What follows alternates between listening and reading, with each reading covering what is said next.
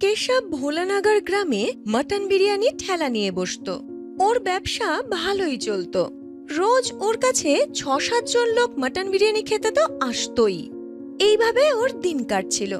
একদিন কেশব ব্যবসা করতে করতে নিজের মনে মনে বলল, রোজ দিন ৬-৭ জন গ্রাহক মটন বিরিয়ানি খেতে চলেই আসে, আর তাতে মোটামুটি আমার দিন কেটে যায়। কিন্তু এইভাবে আর কতদিন চলবে? আজকাল বাবার শরীরটাও খুব একটা ভালো যাচ্ছে না, তার উপর ছোট ভাইটার পড়ার খরচা। ওকে যদি লেখাপড়া না শেখাতে পারি, ও তাহলে করবেটা কি? এই সব চিন্তা করতে করতে বেচারা কেশব বাড়ি ফেরে। আর তার স্ত্রী রূপালী তাকে এত চিন্তিত অবস্থায় বাড়ি ফিরতে দেখে বলে, হ্যাঁ গো, কি হয়েছে তোমার? তোমাকে খুব চিন্তিত দেখাচ্ছে।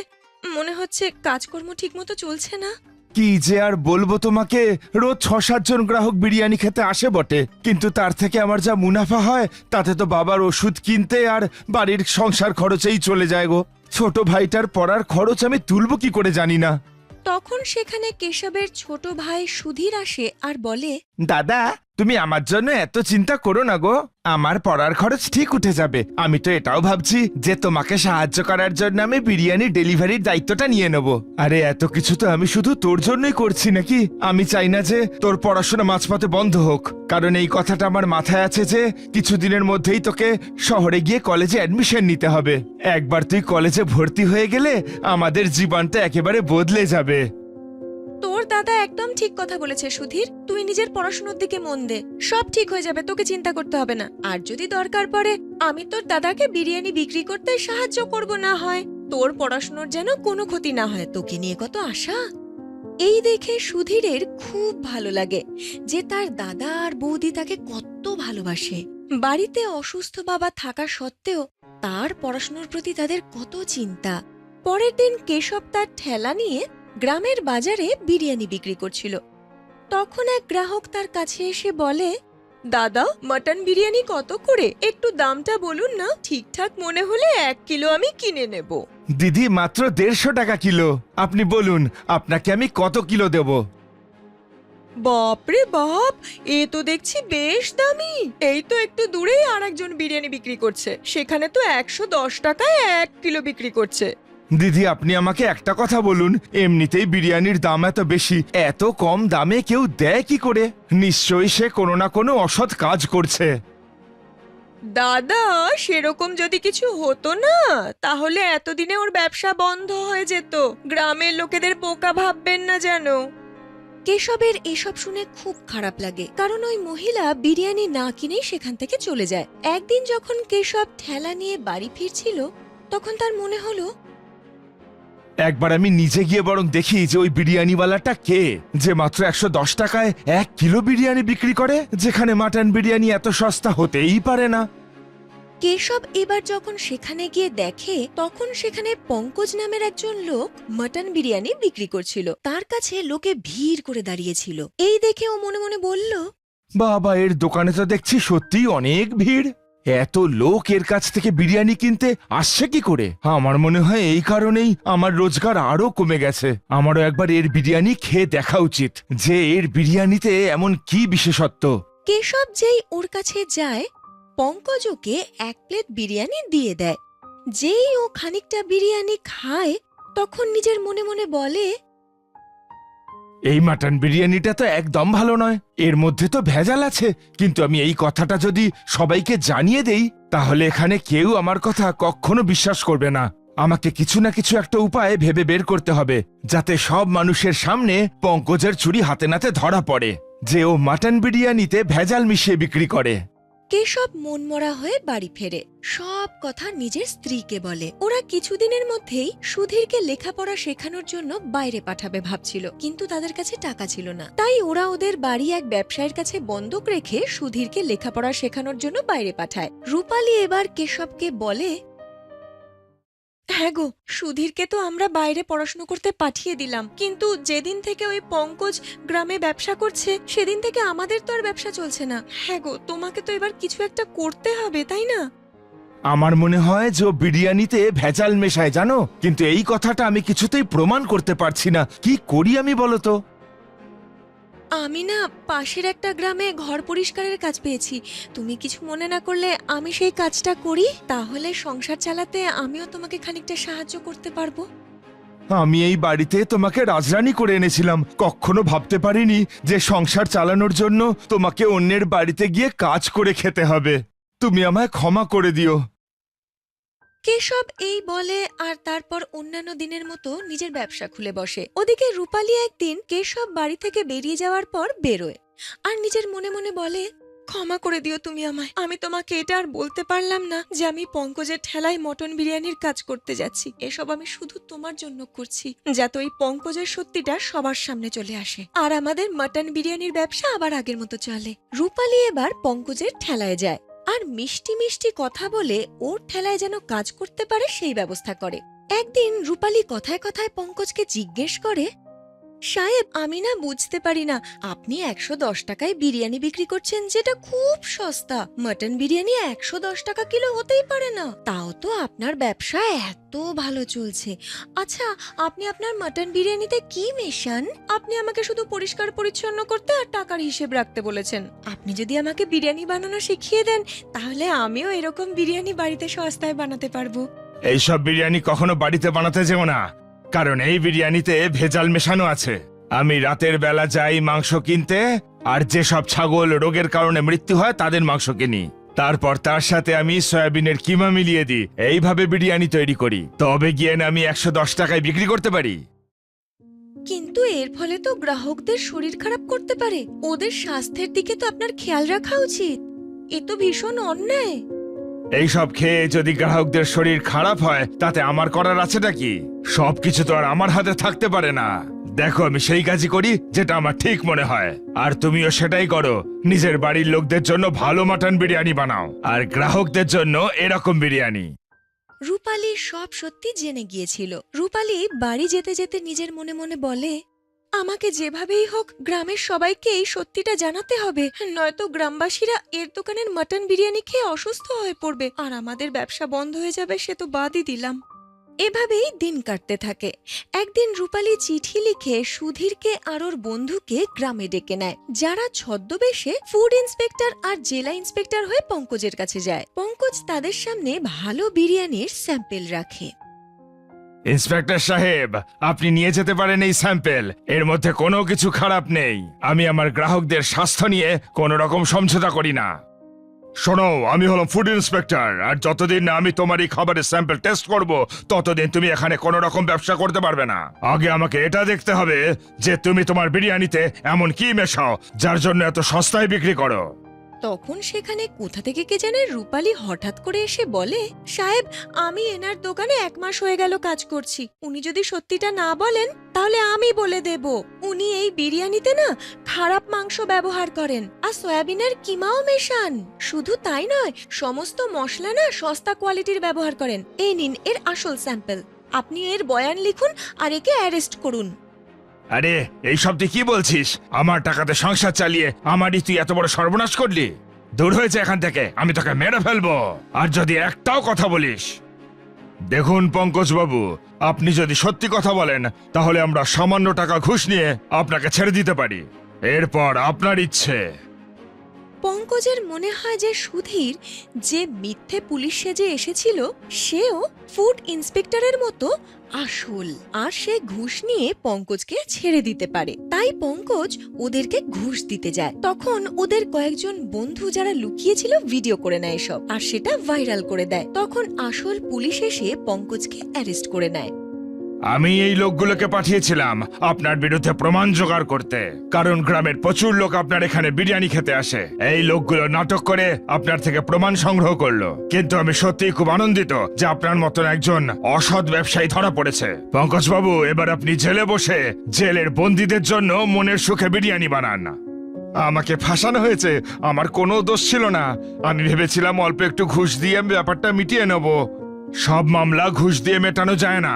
যেখানে সাধারণ মানুষের শরীর স্বাস্থ্য জড়িত, সেখানে সরকার কোনো রকম আপোষ করে না। আপনাকে গ্রেফতার করা হলো, আর আজকের পর থেকে এই গ্রামে আপনি কোনোদিন বিরিয়ানির ব্যবসা করতে পারবেন না। পুলিশ এইভাবে পঙ্কজকে অ্যারেস্ট করে নিয়ে যায়। ধীরে ধীরে এই কথা কেশব জানতে পারে। সে রূপালী আর সুধীরকে ধন্যবাদ জানায়। সত্যি বলছি, তোমাকে আর সুধীরকে অনেক অনেক ধন্যবাদ। আমি কোনো দিনও ভাবতে পারিনি যে তোমাদের দুজনের জন্য আমার ব্যবসা আবার রমরমিয়ে চলবে, আমার জীবনটা আবার সুন্দর হয়ে উঠবে। তোমরা দুজন না থাকলে আমি সত্যি জানি না এটা কি করে সম্ভব হতো।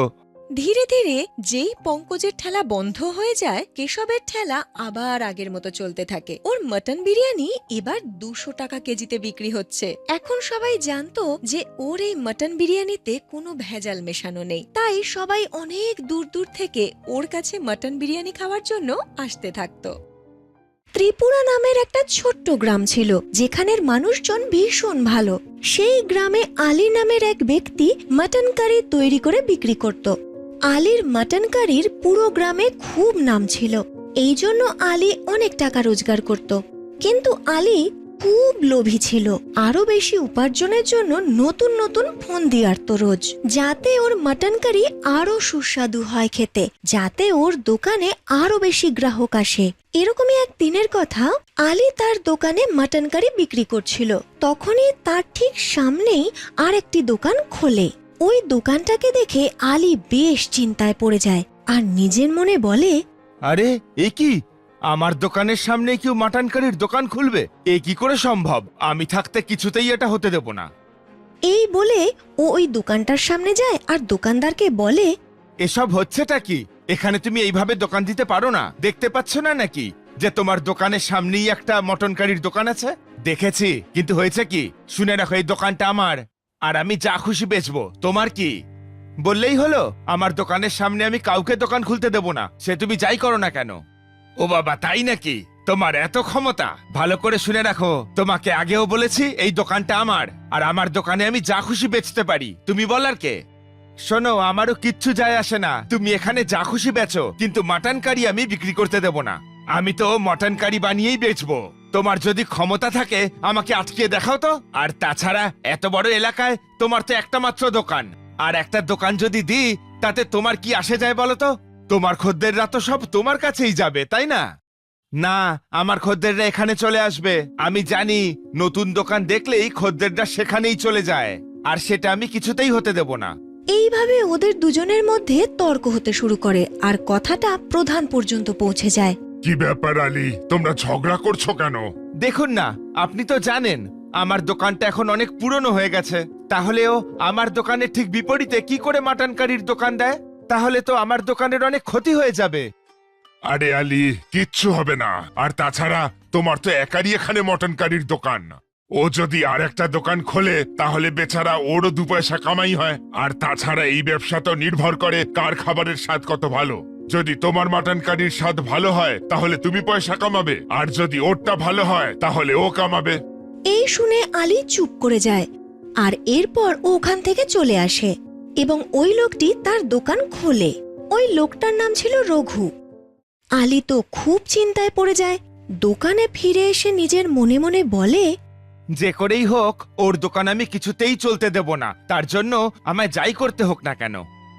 আর ও সিদ্ধান্ত নেয় যে সে তার মটন কারির দাম কম করবে, তা সে এর জন্য তার যতই লোকসান হোক না কেন। এরপর সে লোভের বশে তার মটন কারির দাম 100 টাকা করে দেয়। এর ফলে ওর দোকানে অনেক ভিড় হয়। এই দেখে আলী খুব খুশি হয়। ওদিকে আবার রঘু চিন্তায় পড়ে যায় যে আলী তো মটন কারির দাম অর্ধেক করে দিয়েছে, যদি এভাবেই চলতে থাকে তাহলে ওর দোকানে তো কেউ আসবে না। তাই ও নিজের মটন কারির দাম অর্ধেক করে দেয়। এই দেখে ওর দোকানেও অনেক গ্রাহক আসে। এই দেখে আলী খুব রেগে যায় আর সে নিজের মনে মনে বলে, আমায় কোনো অন্য উপায় ভাবতে হবে, আমার সামনে আমি কাউকে টিকতে দেব না। আর এই বলে সে তার মটন কারিতে ভেজাল মেশানো শুরু করে, কারণ এর ফলে সে সস্তায় মটন পাচ্ছিল। ওদিকে রঘু সততার সাথে কাজ করছিল। এবার আলী মটন কারির দাম 50 টাকা করে দেয়। এর ফলে সবাই ওর দোকানে ভিড় করে। আরে বা আলী ভাই, তুমি তো 50 টাকায় মটন কারি দিয়ে আমাদের মতো গরিবদের খুব সুবিধা করলে। আরে হ্যাঁ ভাই, 50 টাকা কি, তোমাদেরকে তো আমি 10 টাকাতেও দিতে পারি, শুধু তোমরা খেতে আমার দোকানেই আসবে। অসুবিধা কি, আমরা শুধু তোমার দোকানেই আসবো।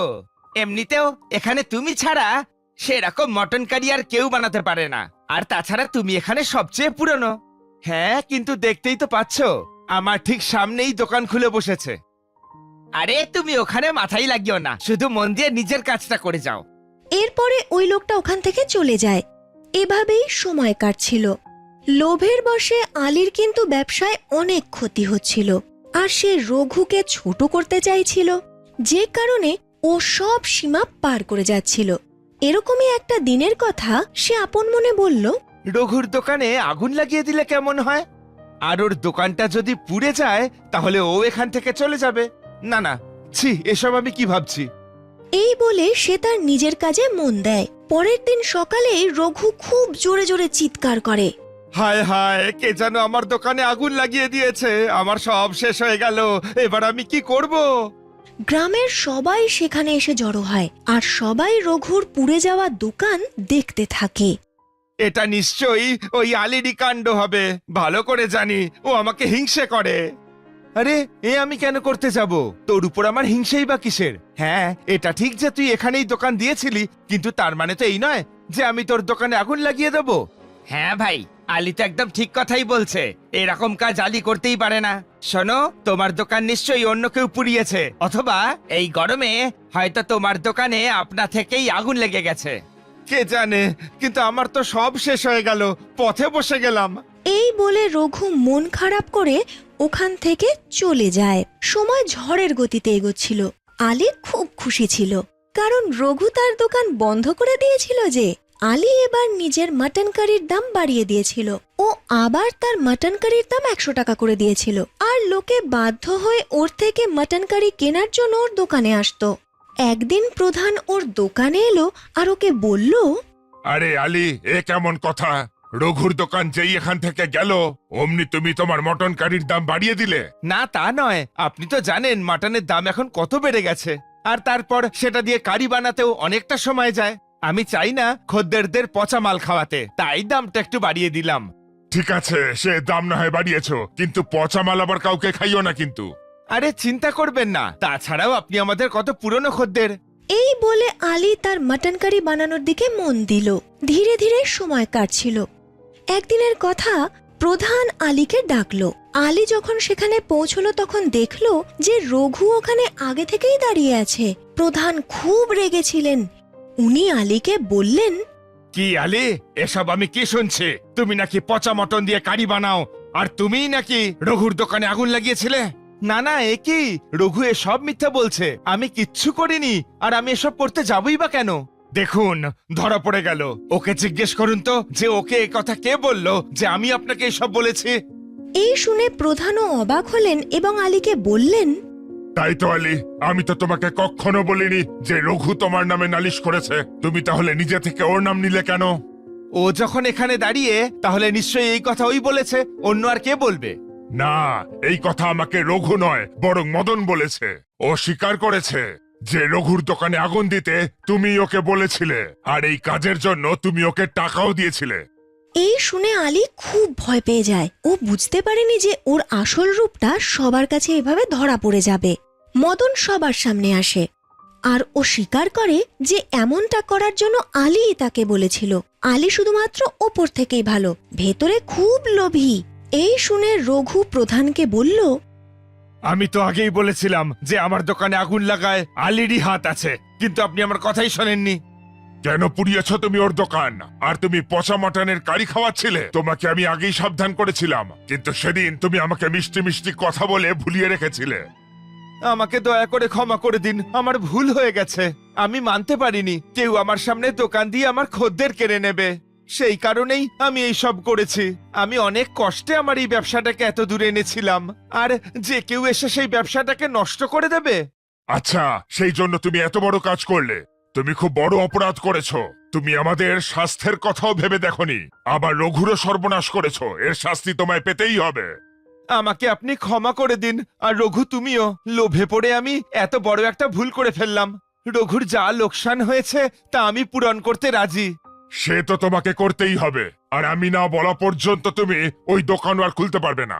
আর হ্যাঁ, আবার যদি পচা মাংস খাইয়েছ না, আমার থেকে খারাপ আর কেউ হবে না। দেখলে তো, তুমি লোভের বশবর্তী হয়ে নিজেরই ক্ষতি করে বসলে। তুমি যদি এত লোভ না করতে, তাহলে তোমাকে আজকে এত লজ্জা পেতে হতো না।